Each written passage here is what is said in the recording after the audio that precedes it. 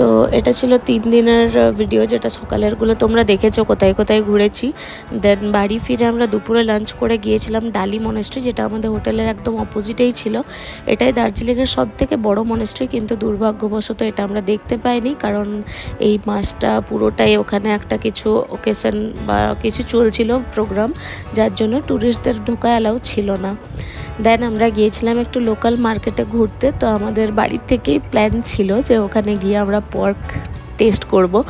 তো তার জন্যই প্রথমে দুটো মোমো নিয়ে ট্রাই করেছিলাম। হাফ প্লেট বা ফুল প্লেট নেওয়ার সাহস হয়নি, কিন্তু মোমোটা খেতে খেতে যেটা বুঝলাম যে চিকেনের মতোই, শুধু একটু বেশি তেল, একটু বেশি চর্বি বেশি।